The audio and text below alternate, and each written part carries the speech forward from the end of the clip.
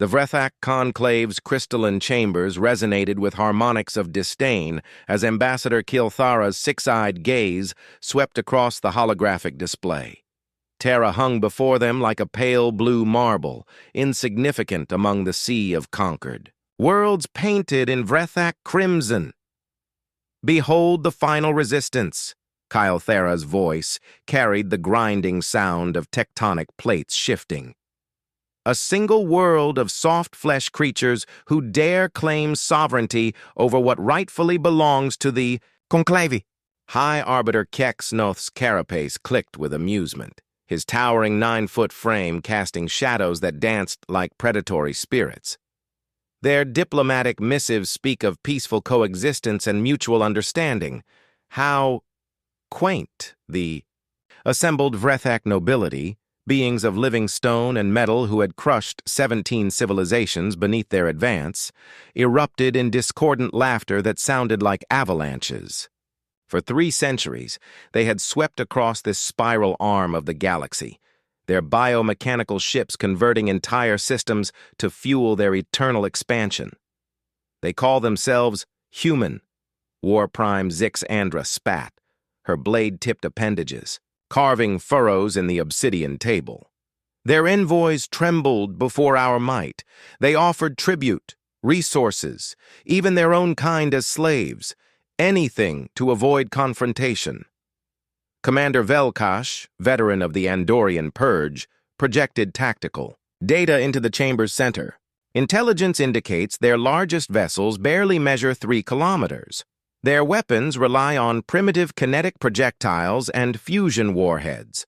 Their shields, if they can be called that, wouldn't withstand a single volley from our smallest dreadnought. Yet they refuse our generous offer of servitude? Kilthara mused, her optical sensors narrowing to deadly slits. Perhaps they require education in the natural order. The Vrethak had perfected the art of psychological warfare over millennia. Their arrival protocols were designed to break enemy morale before the first shot was fired. They would translate their entire battle fleet directly into a system's heart, their massive bioships blotting out the local star's light while broadcasting the screams of previously conquered races. Shall we grant them the honor of witnessing the stellar harvester in action? Keksnoth's suggestion sent ripples of approval through the assembly. The harvester, a moon-sized organism capable of draining a star's energy, had reduced the Keltharian homeworld to a frozen wasteland in mere hours, but Kilthara raised a restraining appendage. No, these humans amuse me with their defiance. We shall give them time to contemplate their fate. Let them gaze upon our fleet massing at the edge of their system. Let them count our ships and realize the futility of resistance. The tactical display shifted, showing the Vrethak Armada. Over 3,000 vessels ranging from kilometer-long scouts to the massive 15-kilometer dreadnoughts that served as mobile fortress cities. Each ship pulsed with bioluminescent veins, their living hulls scarred by countless battles. "Send word to Fleet Mother Caxilira," Kilthara commanded. "Begin the translation sequence. We jump to Terra's outer system in 72 hours. Let the humans witness the approach of inevitability." As the conclave dispersed to prepare for what they assumed would be another effortless conquest, none noticed the subtle quantum fluctuations detected by their deep space monitors. Space itself seemed to hold its breath, as if anticipating something. The Vrethak's vast intelligence network had somehow missed. In the depths of the Sol system, beyond the orbit of lonely Pluto, something stirred in the cosmic dark. Something that would soon teach an ancient empire the true meaning of terror. Fleet Mother Caxilera's bio-neural interface pulsed with satisfaction as the Vrethak Armada completed its translation into the outer reaches of the Sol system. Her flagship, the World Render, stretched nearly 20 kilometers from bow to stern, a living cathedral of bone and metal that had witnessed the fall of civilizations. "Status report," she commanded, her voice resonating through the ship's neural, Pathways. Translation successful, Fleet Mother. All 3,417 vessels accounted for. No resistance encountered. Navigation prime. Ithmalek's chitinous fingers danced across biomechanical controls. The human homeworld lies 8 astronomical units ahead. Their primitive monitoring stations will detect our presence within the hour. Caxalira's 4 arms gestured toward the tactical display, where Earth appeared as a vulnerable blue dot surrounded by the scattered debris of human civilization, space stations, mining platforms, and what appeared to be defensive installations that wouldn't have impressed a Vrethak child. What of their fleet response? Minimal activity detected. Several vessels approximately 2 to 3 kilometers in length have begun moving toward our position, but their approach vectors suggest confusion rather than coordinated defense. The bridge cast erupted in their characteristic grinding laughter. These humans were even more pathetic than intelligence had suggested. Most civilizations at least attempted to mount a defense, however futile. Fleet Mother, Communication Prime Rax Theo interrupted, his cranial implants flickering with incoming data. We're receiving a transmission from the human homeworld, audio and visual components. Display it. Let us see what final words these creatures offer before their extinction. The bridge's primary screen shimmered to life, revealing a human female with graying hair and eyes that held an unexpected steadiness. She wore what appeared to be a military uniform decorated with symbols of rank and achievement. I am Admiral Morwen Kellax of the Terran Defense Consortium, the human began, her voice carrying across the cosmos with crystalline clarity. Your fleet has entered human space without authorization and in violation of 17 interstellar treaties. You will withdraw immediately or face the consequences. The Vrethak bridge fell silent for a moment before exploding into derisive howls. The audacity of this soft-flesh creature demanding anything from the conclave was beyond comprehension. Did she just threaten us? War Prime Zixandra had joined the fleet for the conquest, her massive frame having been teleported aboard. The flagship. With what? Their toy boats? Caxalira raised her primary arm for silence. Human Admiral, you stand before the might of the Vrethak conclave. We have conquered 17 star systems and absorbed the resources of 43 worlds. Your resistance is noted and will be remembered in our archives as a curiosity. Surrender now, and we will grant your species the mercy of servitude. Admiral Kellax's expression didn't change. You seem to have done your homework on us, but your intelligence is incomplete. You've counted our ships, measured our weapons, cataloged our defenses, but you've missed something crucial. And what would that be, little creature? You assume we've shown you everything? Kellax's lips curved into something that wasn't quite a smile. Humanity has a saying, speak softly and carry a big stick. For the past 2 centuries, we've been speaking very softly indeed. An uncomfortable silence settled over the bridge. Something in the human's tone suggested layers of meaning that the Vrethak's cultural analysts hadn't accounted for. Fleet Mother. Ithmalek's voice carried a note of confusion. Long-range sensors are detecting gravitational anomalies approximately 15 light minutes from our position. The readings are unusual. Explain unusual. The gravity wells are massive, suggesting objects of tremendous size, but they're completely invisible to our optical sensors. It's as if something is deliberately masking its presence while allowing us to detect the physics of its existence. Admiral Kellax's image leaned forward slightly. Oh, that would be the Goliath dropping cloak. She's been watching you since you entered our system, taking detailed scans of your fleet composition, analyzing your technology, and preparing her welcome committee. On the tactical display, space itself seemed to tear open as something emerged from what had appeared to be empty void. The Vrethak had encountered stealth technology before, but nothing had prepared them for what materialized before their sensors. The human battleship was impossible. 57 kilometers of matte black armor and angular geometry that seemed to drink light rather than reflect it. Its mass readings indicated construction materials and technologies that shouldn't exist, elements that existed only in theoretical physics equations. "Impossible," Zixandra whispered. "Our intelligence indicated their largest vessels were merely decoys," Admiral Kellax finished. "Congratulations, Fleet Mother. You're the first hostile force to witness humanity's actual military capability. I hope you appreciate the honor." The Goliath began to move, its massive form cutting through space with impossible grace for something so large. As it approached, the Vrethak's biosensors detected energy readings that defied comprehension. Power signatures that suggested the human vessel carried weaponry capable of splitting matter at the quantum level. Fleet Mother Caxalira's certainty began to crack like ice under sudden pressure. For the first time in her 3-century military career, she wondered if the Vrethak Conclave had finally encountered something they couldn't simply overwhelm with superior numbers.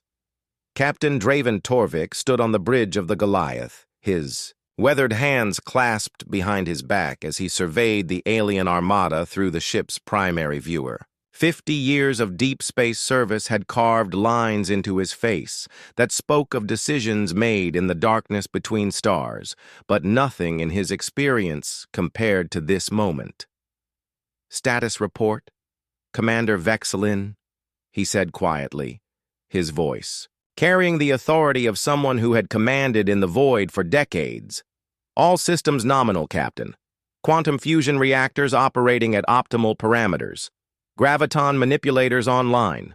Stellar Lance charging sequence initiated. Commander Vexlin's cybernetic implants interfaced directly with the ship's neural network, allowing her to monitor every system simultaneously. Estimated time to full combat readiness, 14 minutes. Through the tactical display, the Vrethak fleet spread before them like a malignant constellation.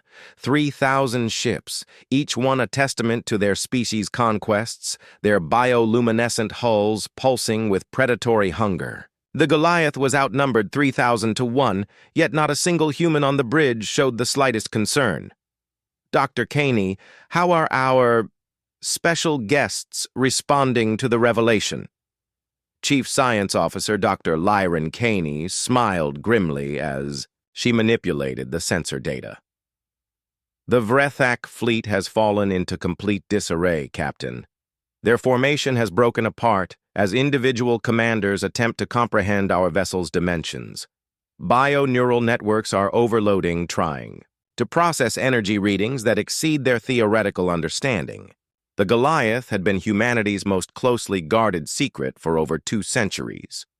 While the Terran Defense Consortium publicly maintained fleets of conventional vessels, impressive by galactic standards but hardly revolutionary, the true architects of human defense had been working in the shadows.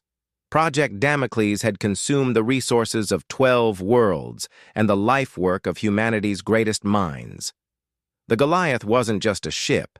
It was a paradigm shift in warfare, incorporating technologies that bridged the gap between science and what lesser civilizations might consider magic. "Incoming transmission from the Vrethak flagship," Communications Officer Nixandra reported.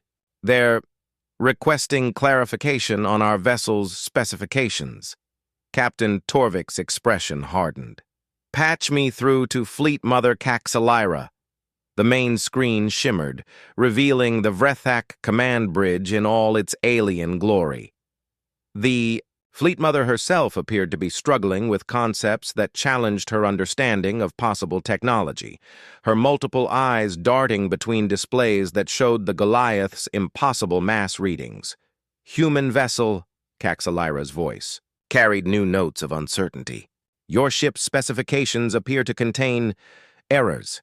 Our sensors indicate a vessel massing approximately 4 billion tons, yet your energy output suggests something far beyond those parameters." "No errors, Fleet Mother. What you're seeing is humanity's gift to the galaxy, a demonstration of what happens when a species dedicates itself to the art of war rather than conquest." Torvik stepped closer to the screen, his eyes holding depths that spoke of knowledge too dangerous to share. For 200 years, we've watched civilizations fall to your advance. We've studied your tactics, analyzed your technology, and prepared our response. One ship cannot stand against the might of the Conclave. One ship? Fleet Mother, you misunderstand our capabilities. Torvik gestured to his weapons officer. Lieutenant Raxthor, please demonstrate our stellar lance at minimum power. Aye, Captain, targeting the system's outer asteroid belt. The Goliath's primary weapon had been designed by minds that had stared into the heart of dying stars and emerged with knowledge that rewrote the laws of physics. The stellar lance didn't simply fire energy, it tore a hole in reality itself, creating a beam of pure destruction that could cut through matter at the quantum level. A whisper of light emerged from the battleship's forward array, no more impressive than a standard targeting laser. It touched a small asteroid approximately 8 kilometers in diameter, and the rock simply ceased. Not destroyed, not vaporized. It was deleted from existence as if it had never been. The Vrethak fleet recoiled, like a living thing faced with an apex predator. Biosensors screamed warnings as they detected the aftermath of the weapon's discharge. A complete absence where matter had once existed, a wound in space-time that would take decades to heal.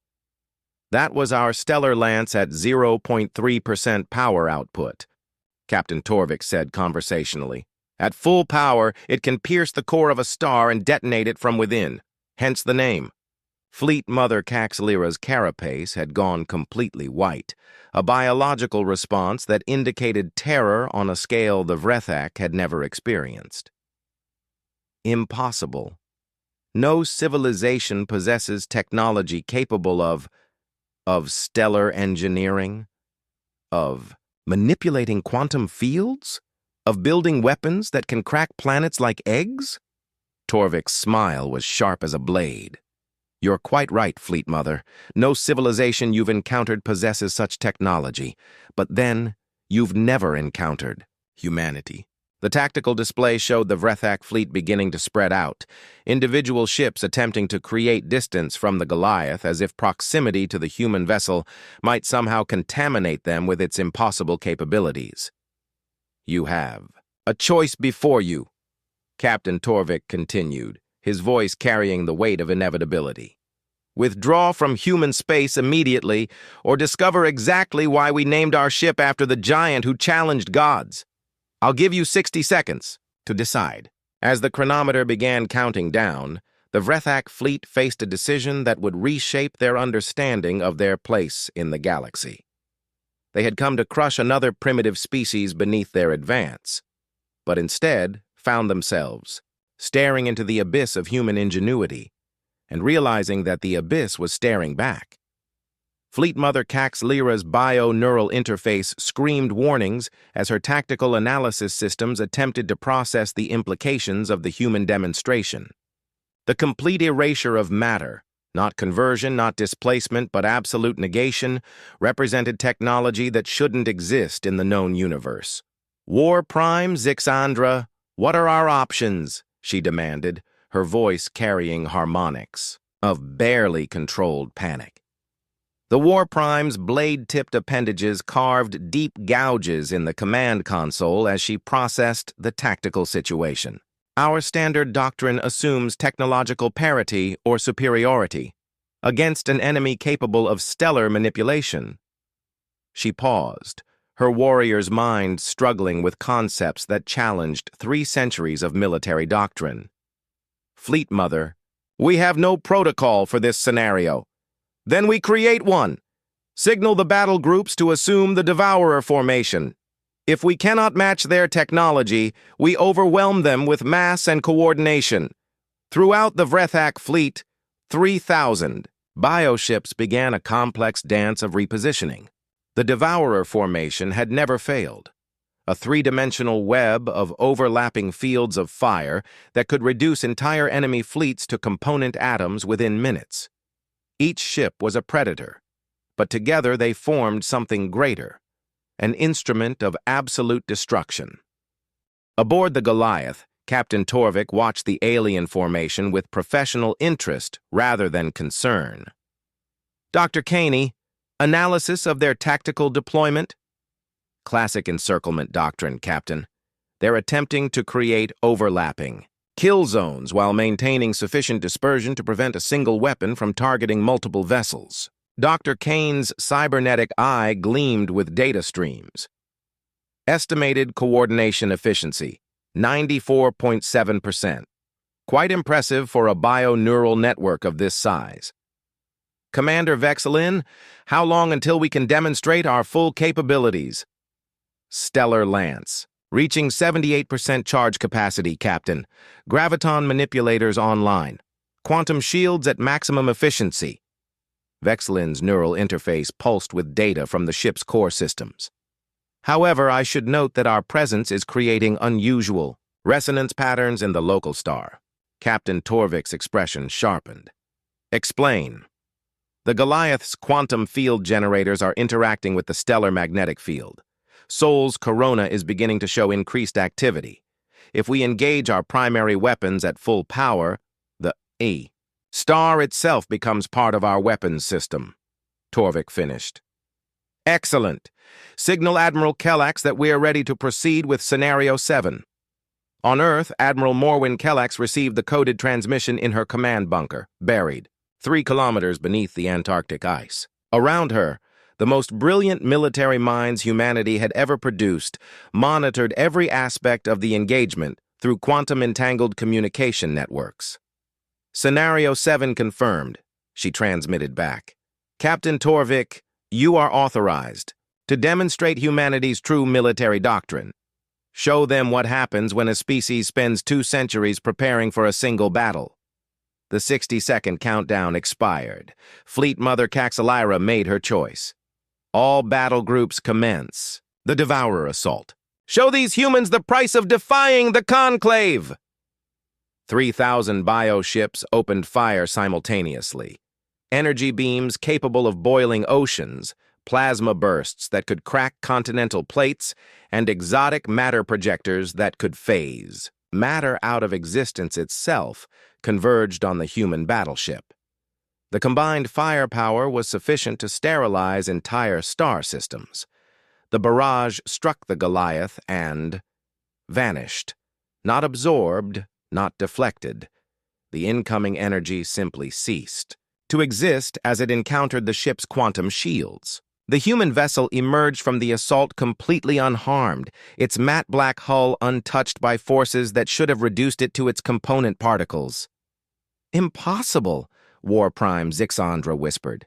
No defensive system can achieve perfect energy negation. The thermodynamics alone would require mastery of quantum field manipulation at the stellar level. Captain Torvik's voice interrupted their communications. He had somehow breached their encrypted battle network, speaking directly to every Vrethak commander simultaneously. Which brings us to our response. The Goliath began to move, but not through space. Reality twisted around the massive vessel, as it engaged transportation technology that made the Vrethak's biotranslation seem primitive by comparison. The human ship appeared simultaneously at 17 different positions throughout the enemy formation, each instance solid and real, each one targeting a different section of the alien fleet. Multiple displacement, Dr. Kane announced clinically. The Goliath now exists in 17 different quantum states simultaneously. Each instance is fully functional and capable of independent action. The psychological impact on the Vrethak fleet was immediate and devastating. Their entire tactical doctrine assumed that enemies existed in single locations, bound by the same physics that governed conventional warfare. The sight of their target multiplying while maintaining full combat effectiveness shattered their understanding of possible military science. Fleet Mother, Navigation Prime. Ithmalak's voice carried notes of despair. Our targeting systems cannot achieve lock-on. The human vessel appears to exist in multiple dimensions simultaneously. How do we engage an enemy that has transcended conventional space-time? Caxalira stared at the tactical display, watching as 17 identical human battleships began powering their weapons. Each one targeted a different section of her fleet, their stellar lances charging with energy that made nearby stars dim by comparison. "Signal all ships," she commanded, her voice hollow with the weight of imminent defeat. "Emergency scatter formation. Full retreat to—" "Fleet Mother." Captain Torvik's voice carried a note of finality. "You've seen our defensive capabilities and our mobility. Now witness our offensive doctrine. This is what humans call a demonstration of force." The 17 instances of the Goliath fired simultaneously, their stellar lances converging on a single point in space. The system's primary star Sol itself. The beams struck the star's surface and penetrated to its core, where they initiated a controlled fusion cascade that would demonstrate humanity's ultimate capability.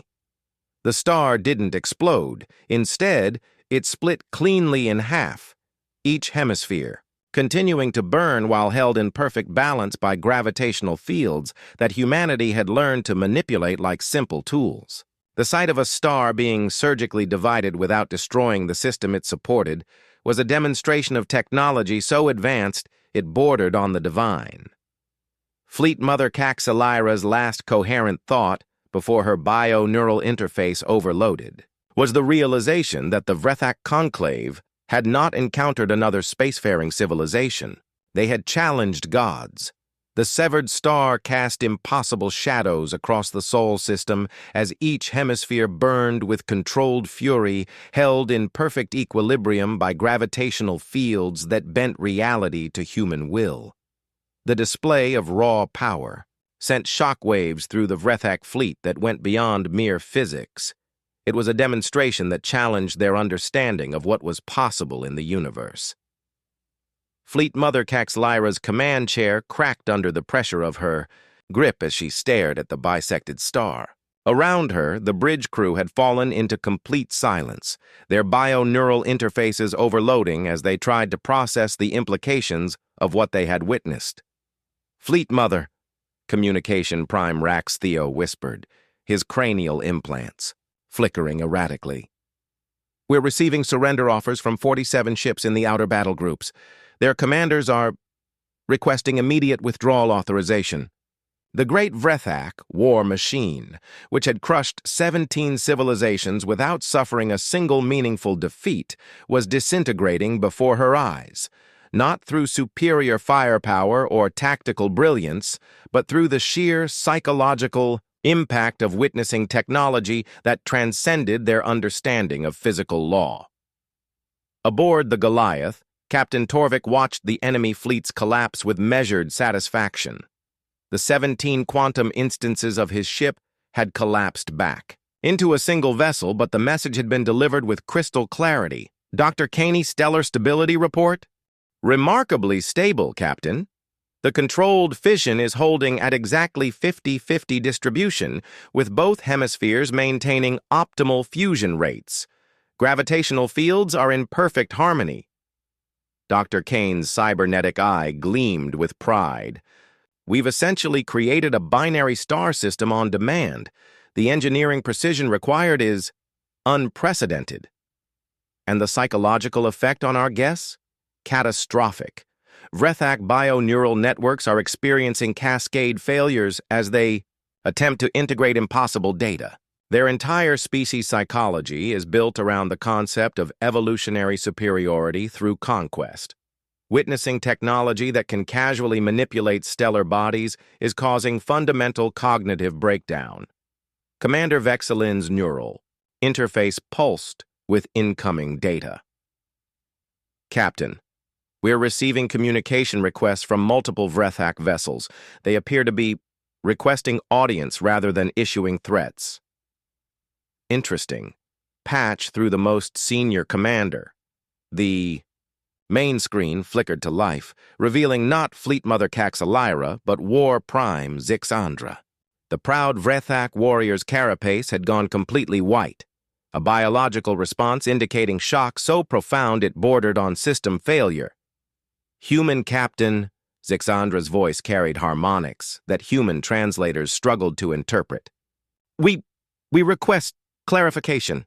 Clarification of what, War Prime? Are you gods? The question hung in the void between the ships, carrying weight that went beyond mere words. For a species that had built their civilization on the principle of evolutionary superiority, the possibility that they had encountered beings capable of manipulating the fundamental forces of creation was an existential crisis of unprecedented proportions. Captain Torvik considered his response carefully. The next few minutes would determine not just the outcome of this confrontation, but potentially the future relationship between humanity and the broader galaxy. We are not gods, War Prime. We are human. What you've witnessed is the result of 2 centuries of focused scientific development, driven by the knowledge that someday we would face an existential threat from a civilization like yours. But the star, the impossible technologies, the star will heal. We've developed ways to manipulate matter and energy that your species hasn't encountered, but they're based on scientific principles, not divine intervention. Torvik's expression softened slightly. The difference between us isn't that we're superior beings. The difference is that we've dedicated our civilization to understanding the universe rather than simply conquering it. On the Vrethak flagship, Fleet Mother Cax Lyra finally found her voice. Human captain, the conclave has existed for over 3 millennia. We have absorbed the knowledge of 17 civilizations. How is it possible that your species, confined to a single system, has achieved technological advancement that surpasses our collected wisdom? Dr. Caney stepped forward, her scientific curiosity overriding military protocol. May I answer that, Captain? Torvik nodded, recognizing the importance of the moment. Fleet Mother, your species' approach to advancement has been through conquest and absorption. You take the technologies and knowledge of defeated civilizations and integrate them into your own systems. It's efficient, but it's also limited by the fact that you're always building on the foundations laid by others. The alien commander's multiple eyes fixed on the human scientist with new attention. Humanity took a different path. When we achieved spaceflight and realized we were not alone in the galaxy, we made a choice. Instead of expanding outward immediately, we turned inward. We dedicated our entire civilization to a single question. What is the absolute limit of what's possible within? The laws of physics? For 2 centuries, every human mind, every resource, every moment of our existence has been focused on pushing the boundaries of scientific understanding. We didn't conquer other worlds. We conquered reality itself. We learned to manipulate quantum fields, to bend space-time, to touch the fundamental forces that govern existence. Dr. Caney gestured toward the bisected star visible through the view screen. What you're seeing isn't divine power. It's what happens when an entire species decides to become students of the universe rather than its masters. The implications of this revelation rippled through the Vrethak fleet like a shockwave. They had built their civilization on the assumption that conquest was the path to advancement, only to encounter a species that had achieved godlike power through pure intellectual pursuit. Fleet Mother Caxalira's voice carried new harmonics, not of fear, but of something approaching awe. Human captain, the Conclave's archives contain the histories of civilizations that chose similar paths. They were all destroyed by species like ours, unable to defend their knowledge against those who would take it by force. Yes, Captain Torvik replied quietly. We studied those histories. We learned from their mistakes. We developed our knowledge. In secret, maintained the facade of a typical developing civilization and prepared for the day when our true test would come. And now? Captain Torvik's expression grew grave as he contemplated the future. Now, War Prime, we face a choice that will determine the fate of our galaxy. You've seen what we're capable of. The question is, What will you do with that knowledge? The weight of that question would soon reshape the balance of power across the stars, as the Vrethak conclave came to terms with the fact that they had not encountered another prey species, but a civilization that had transcended the very concept of predator and prey. The Vrethak fleet hung in the void like a collection of wounded beasts, their bioluminescent hulls pulsing with confused patterns as individual commanders struggled to process the paradigm shift that had just shattered their understanding of galactic hierarchy. The severed star cast its impossible light across their formations, a constant reminder of humanity's casual mastery over forces they had considered beyond mortal reach. Fleet Mother Caxilira's command center had become a nexus of frantic communication, as reports flooded in from across the Armada. The psychological impact of witnessing stellar manipulation was manifesting in ways that threatened the very cohesion of her force. Fleet Mother, her chief analyst Carveth reported, his bio-neural implants flickering with overload warnings. We're experiencing widespread system failures across the fleet. Not technical malfunctions, cognitive disruptions. The crew populations are struggling to integrate the concept of technology that surpasses our theoretical maximums. Elaborate. Our entire species psychology is built around the concept of inevitable advancement through conquest. When we encounter superior technology, we adapt by absorbing it into our collective knowledge. But the humans have presented us with capabilities that cannot be absorbed because they exist beyond our conceptual framework. War Prime Zixandra, her carapace slowly returning to its normal coloration as shock gave way to analytical thinking, studied the tactical displays with new eyes. It's not just their technology, their entire strategic approach is fundamentally different from anything in our military doctrine. How so? Consider their actions. They allowed us to detect their ship's presence through gravitational anomalies while maintaining perfect optical stealth. They revealed their true capabilities through measured demonstration rather than overwhelming force. And most significantly, they chose to display non-lethal mastery over stellar engineering rather than simply destroying our fleet. Fleet Mother. Caxilira's 4 eyes narrowed as she processed this analysis. You're suggesting their actions were educational rather than aggressive?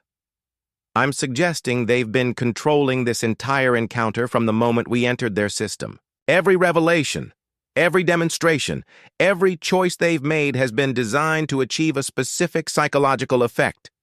Aboard the Goliath, Captain Torvik was having a similar conversation with his senior staff. The command bridge hummed with quiet efficiency as the human crew monitored both the Vrethak fleet's responses and the broader implications of their revelation. Dr. Caney, analysis of their fleet's current status? Fascinating results, Captain. The Vrethak are experiencing what we might call cognitive fragmentation.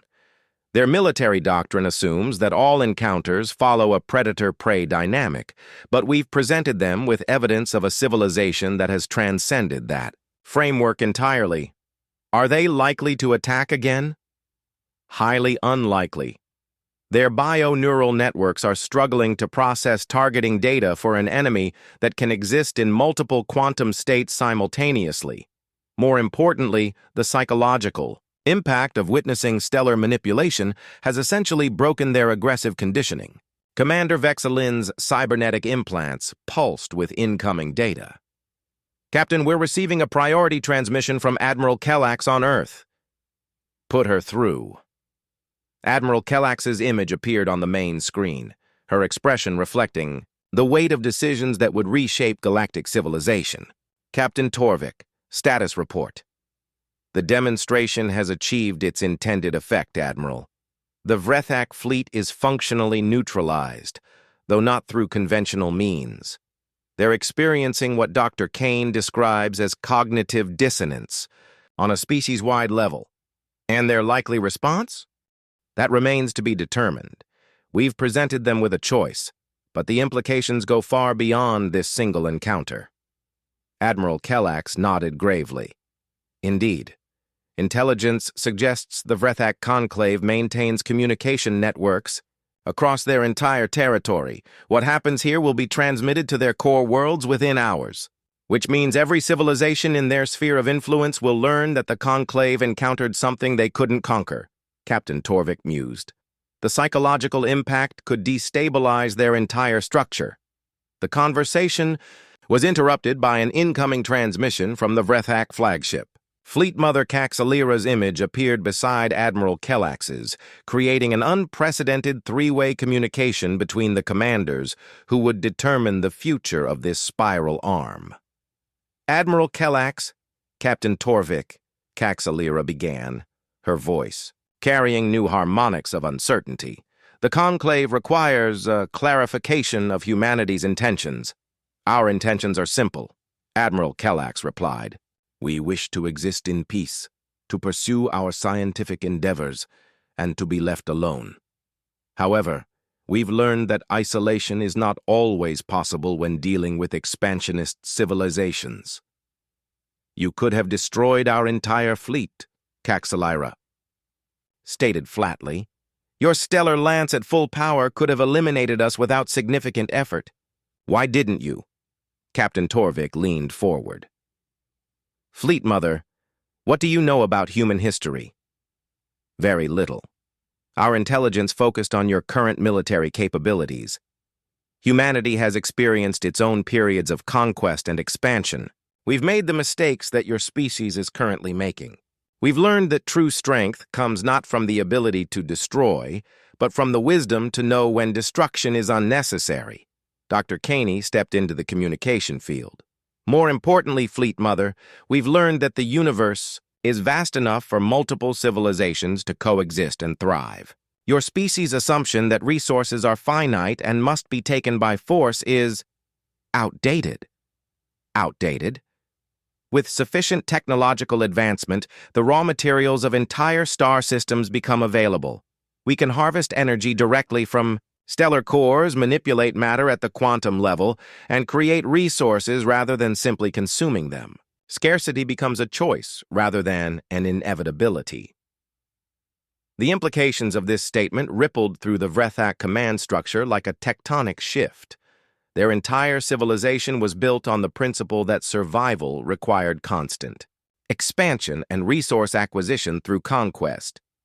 The suggestion that advanced technology could eliminate scarcity struck at the very foundation of their society. War Prime, Zixandra's voice carried new frequencies of possibility. You're suggesting that the Conclave's entire expansion doctrine is unnecessary? Not unnecessary for your current level of technology, Admiral Kellax corrected, but potentially obsolete if your species chose to pursue advancement through scientific discovery rather than conquest. Fleet Mother Caxalira's bio-neural interface sparked with conflicting data streams. The implications of such a shift: the Conclave spans 3,000 star systems, billions of Vrethak exist within, structures built around conquest and expansion. You're suggesting we abandon the foundations of our civilization. We're suggesting you evolve beyond them, Captain Torvik replied, the same way humanity evolved beyond its own violent past. The communication channel fell silent for long moments as the weight of these possibilities settled over both fleets. In the background, the bisected star continued to burn, its impossible geometry serving as a constant reminder of what advanced science could achieve. Finally, Fleet Mother Caxalira spoke. Human commanders, the Conclave will require time to process these revelations. Our core worlds must be informed of what we have discovered here.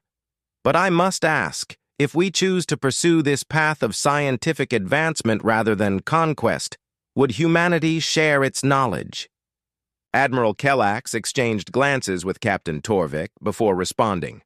Knowledge freely shared accelerates the advancement of all civilizations, but such sharing requires trust, Fleet Mother. Trust that must be earned through actions, not promises. What actions would demonstrate such trust? Begin by withdrawing your forces from territories conquered in the last decade. Allow those civilizations to rebuild. Demonstrate that the Vrethak Conclave can choose cooperation over domination.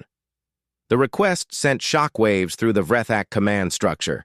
To voluntarily relinquish conquered territory was unprecedented in their history. Yet the alternative, continuing. Their expansion, until they inevitably encountered other civilizations with humanity's level of technological advancement, held even more terrifying implications. And if we make this choice, Caxalira asked carefully, what assurance do we have that humanity will not use its technological advantage to conquer us in turn? Captain Torvik's expression grew solemn. You have the same assurance we had when we chose to reveal our capabilities rather than simply annihilating your fleet. The knowledge that true strength lies not in the power to destroy, but in the wisdom to create. As the communication ended and both fleets prepared to return to their respective territories, the galaxy itself seemed to hold its breath. The encounter between humanity and the Vrethak Conclave had not ended in conquest or destruction, but in something far more dangerous to the established order, the possibility of change. 6 months after the encounter that split a star in half, the galaxy was transforming in ways no strategist could have predicted. The news of humanity's technological revelation had spread through quantum communication networks faster than the speed of light, reaching every corner of known space and fundamentally altering the balance of power that had existed for millennia. Admiral Morwen Kellax stood in the observation deck of humanity's newest deep space station, Convergence Point, watching as the first joint scientific expedition between humans and former conclave species prepared for departure. The irony wasn't lost on her. The very technologies that had been developed to defend against alien conquest were now being shared to advance galactic civilization. Status report, Dr. Kane, she requested, noting the scientist's cybernetic eye gleaming with satisfaction as she monitored the mixed crews boarding their research vessels. Remarkable progress, Admiral. The Vrethak withdrawal from their outer territories has proceeded ahead of schedule. 17 previously conquered civilizations have been granted full autonomy, and 12 have requested to join the new scientific consortium we're establishing. And the Vrethak themselves? Fleet Mother Caxalira has been surprisingly adaptable. Her species' bio-neural architecture actually makes them excellent research partners once they've overcome their conquest conditioning. Their ability to interface directly with living systems has opened research possibilities we never considered. Through the observation port, Admiral Kellax watched as a massive Vrethak bioship docked alongside human vessels, its once threatening form now bristling with scientific instruments rather than weapons. The sight still felt surreal after 2 centuries of preparing for war against such entities. Dr. Caney, have we made the right choice? Sharing our technologies could ultimately make us vulnerable if this cooperative framework fails. Dr. Caney's expression grew thoughtful. Admiral, I've been analyzing the long-term implications of our decision. The mathematics are quite clear. In a galaxy where multiple civilizations possess stellar manipulation technology, cooperation becomes the only rational strategy. The alternative is eventual mutual annihilation. And Captain Torvik's assessment? The captain believes we've crossed a threshold that makes conventional military thinking obsolete. When civilizations can casually manipulate the fundamental forces of reality, traditional concepts of conquest become meaningless. You can't enslave beings who can create their own stars. The conversation was interrupted by an incoming priority: transmission. The holographic display materialized, revealing not 1 but 7 different alien commanders representing species that had never been able to communicate directly before humanity's universal translation protocols made such conferences possible. Admiral Kellax. Fleet Mother Caxalira's voice carried new harmonics of hope rather than conquest. The consortium's first major project is ready for implementation. Project details? War Prime Zix Andra, now bearing the title Science Prime, stepped forward. Her appearance had changed dramatically over the past months. Her blade-tipped appendages had been modified with precision instruments, and her carapace bore bioluminescent patterns that indicated intellectual achievement rather than military conquest. We've combined human stellar manipulation technology with Vrethak bioengineering and quantum field theories contributed by the Keltharian survivors. The result is a process we're calling Genesis engineering, the ability to create new star systems from scratch designed specifically to support multiple species simultaneously. The implications were staggering. Instead of fighting over existing resources, galactic civilization could now create new worlds tailored to the specific needs of different species. The age of scarcity-driven conquest was truly ending. Location. For the first demonstration, the former Andorian system, came the reply from a crystalline being whose people had been among the Vrethak's first victims. Where our homeworld once stood, we will create something new. Not to replace what was lost, but to demonstrate what becomes possible when civilizations choose creation over destruction. Admiral Kellax felt the weight of history settling around her shoulders.